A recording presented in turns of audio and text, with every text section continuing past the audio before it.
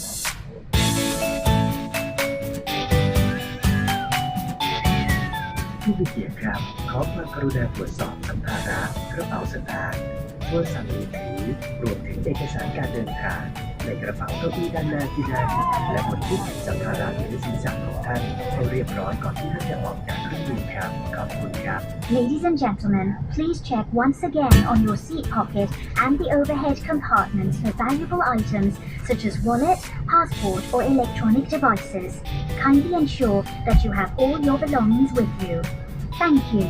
ท่านผู้มีเกียรติครับเสื้อชูชีพและเข็มขัดนิรภัยรวมทั้งอุปกรณ์นิรภัยบนเครื่องบินมีไว้ใช้ในกรณีฉุกเฉินเท่านั้นการนำอุปกรณ์ดังกล่าวออกจากเครื่องบินหรือเปิดใช้โดยไม่มีเหตุจำเป็นถือเป็นความผิดที่ร้ายแรงขัดต่อกฎหมายและพระราชบัญญัติการเดินอากาศขอบพระคุณทุกท่านในความร่วมมือครับ Ladies and gentlemen, this is a special announcement.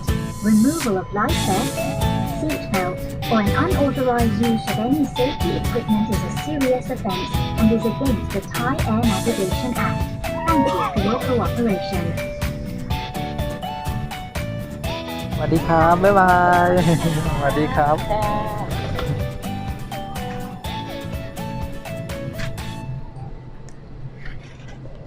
ขอบคุณมากครับ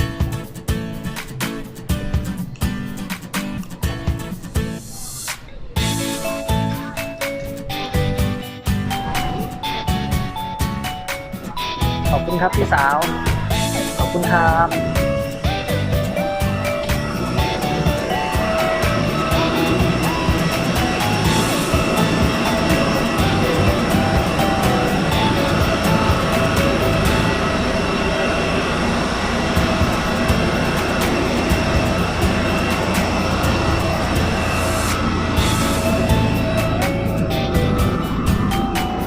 สวัสดีครับตอนนี้ผมมาอยู่ที่สนามบินบุรีรัมย์นะครับกำลังลงจากเครื่องพอดีที่สนามบินบุรีรัมย์ครับกำลังจะเดินเข้าสู่อาคารผู้โดยสารนะครับ ซึ่งจริงๆแล้วใช้การบินก็ไม่นานนะฮะใช้กันเวลาบินจริงๆก็ประมาณ30นาทีเองนะฮะก็มาถึงที่สนามบินบุรีรัมย์แล้วในรถจักรยานยนต์ภายในบริเวณท่าอากาศยานบุรีรัมย์และความเร็วในการขับรถเนื่องจากปัจจุบัน ขอบคุณครับ และเพื่อความปลอดภัยในชีวิตและทรัพย์สินของท่านท่าอากาศยานบุรีรัมย์จึงได้ขอความร่วมมือมาณที่นี้ขอบคุณค่ะ Attention to driver and rider, please slow down your speed inside Buriram Airport to prevent accident. For your own safety, we would appreciate if your cooperation. Thank you.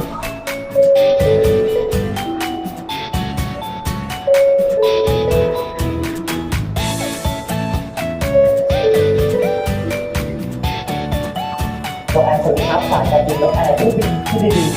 9607ดี9607ซึ่งต่อเดินทางไปยังท่าอากาศยานนานาชาติ ครับ ขอเรียนเชิญผู้โดยสารที่เหลือทุกท่านขึ้นเครื่องได้และประตูทางออกหมายเลข ขอบคุณครับ นกแอร์ขอบคุณครับ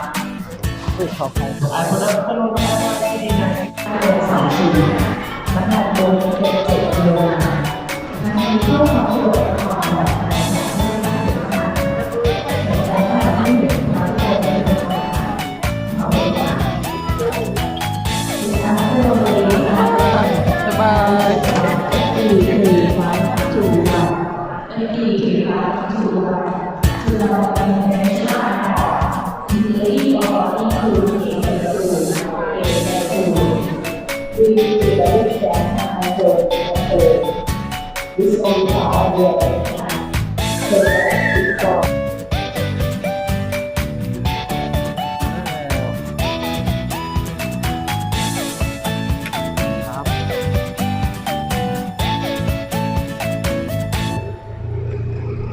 ยบายครับไปสตืดครับที่โทรสั่งจองครับ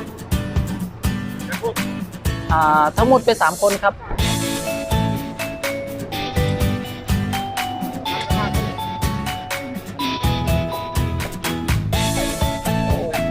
ใส่อันจะไหนนอนเนาะพุ่นไปกีฬาอุ้มน้องขึ้นเอาไปแล้วกัน